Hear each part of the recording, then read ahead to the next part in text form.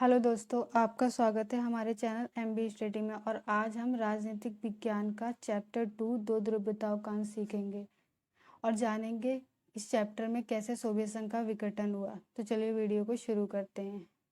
जब द्वितीय विश्व युद्ध हुआ था, द्वितीय विश्व युद्ध कब हुआ था? 1939 से लेकर 1945 तक। तब दो महाशक्तियां उभर कर हमारे सामने आई थी। कौन सी दो महाशक्तियां? पहला सोवियत संघ और दूसरा अमेरिका। और इन दोनों ने जो सोवियत संघ था वो सोवियत संघ को यूएसएसआर भी कहते हैं और ये साम्यवादी व्यवस्था को फॉलो करते थे। अमेरिका ये पूंजीवादी व्यवस्था को फॉलो करते थे। साम्यवाद से हमारा अर्थ है कि यहाँ पे सारी चीज़ें सरकार के हित में हुआ करती थी, सरकार के हाथ में। और पूंजीवाद से हमारा तात्पर्य है यहाँ सारी काम निजी हाथों में हुआ करते थे। इन दोनों ने पूरे यूरोप को दो गुटों में बांट दिया था। और कहाँ पे दो गुटों में बांटा था? जर्मनी में। जर्मनी में कहाँ? बर्लिन जर्मनी की राजधानी है। एक तरफ पूर्वी जर्मनी कहलाया और दूसरी तरफ पश्चिमी जर्मनी। इन दोनों ने मिलकर बर्लिन की दीवार को गिरा दिया था। चलिए बर्लिन की दीवार के बारे में पढ़ लेते हैं। बर्लिन की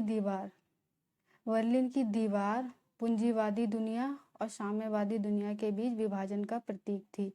यानी एक तरफ साम्यवादी लोग थे और एक तरफ पूंजीवादी लोग थे। उनका ये दोनों विभाजन का प्रतीक थी और शीत युद्ध का प्रतीक थी, क्योंकि इसी की वजह से शीत युद्ध हुआ था। और 1961 में बनाई गई थी यह दीवार और 9 नवंबर 1989 को जनता द्वारा इसे तोड़ दिया गया। यह 28 वर्षों तक खड़ी रही थी तथा यह 150 किलोमीटर लंबी थी। चलिए अब आगे देख लेते हैं।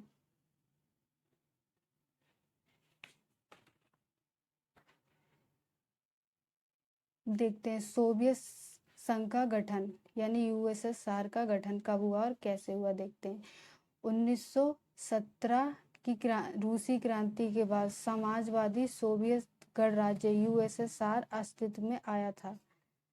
सोवियत संघ में कुल मिलाकर 15 गणराज्य थे, अर्थात 15 अलग अलग देशों को मिलाकर सोवियत संघ का निर्माण किया गया था।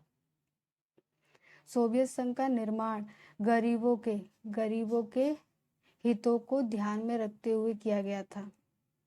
इसे समाजवाद और साम्यवाद यानी साम्यवाद एक ही होता है, विचारधारा के अनुसार बनाया गया था।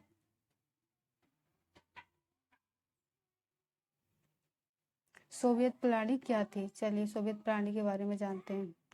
रूस में हुई 1917 की समाजवादी क्रांति के बाद समाजवाद सोवियत गणराज्य यूएसएसआर का निर्माण किया गया था। जो रूस में क्रांति हुई थी 1917 में, समाजवादी क्रांति के बाद समाजवादी सोवियत गणराज्य यूएसएसआर का निर्माण हुआ था। इसका उद्देश्य समतामूलक समाज की स्थापना करना था,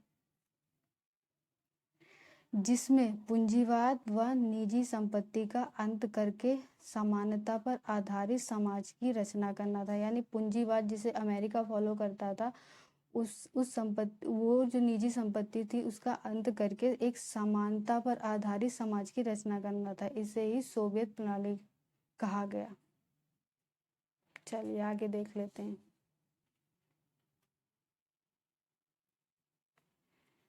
सोवियत प्रणाली की आर्थिक विशेषताएं क्या थी जानते हैं।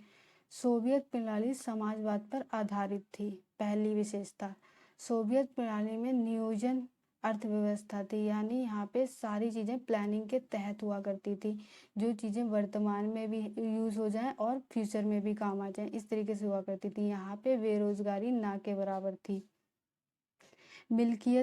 मिल्कियत हुआ करती थी, उसका मिल्कियत यानी मालिकाना हक का जो प्रमुख रूप से राज्य का ही स्वामित्व था, क्योंकि यहाँ सरकार का ही शासन हुआ करता था, तो इसलिए सरकारी यहाँ पे स्वामित्व थी।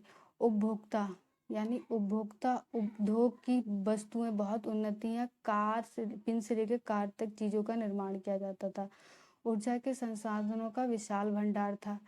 जैसे ऊर्जा के संसाधनों जैसे खनिज तेल, लोहा, इस्पात आदि अधिक मात्रा में उपलब्ध थे। चलिए, अब सोवियत प्रणाली की राजनीतिक विशेषताएं जान लेते हैं क्या थी। एक पार्टी का शासन था, यहाँ एक ही पार्टी का शासन था, यानी केवल कम्युनिस्ट पार्टी, यानी यहाँ पे केवल कम्युनिस्ट पार्टी का ही शासन था। पूंजीवाद का विरोध करना था, ये जो कम्युनिस्ट पार्टी थी ये पूंजीवाद का विरोध करती थी। किसी अन्य राजनीतिक पार्टी को बनाने की छूट नहीं थी यहाँ पे। जोसेफ स्टालिन का शासन देख लेते हैं, 1924 से लेकर 1953 तक चला। कौन थे ये? इन्होंने 1924 से 1953 तक सोवियत संघ का नेतृत्व किया। अगर क्वेश्चन पूछ ले सोवियत संघ का नेतृत्व किसने किया, तो जोसेफ स्टालिन ने किया था, तथा इन्होंने सोवियत संघ के विकास में महत्वपूर्ण भूमिका निभाई। आज की वीडियो में इतना ही दोस्तों।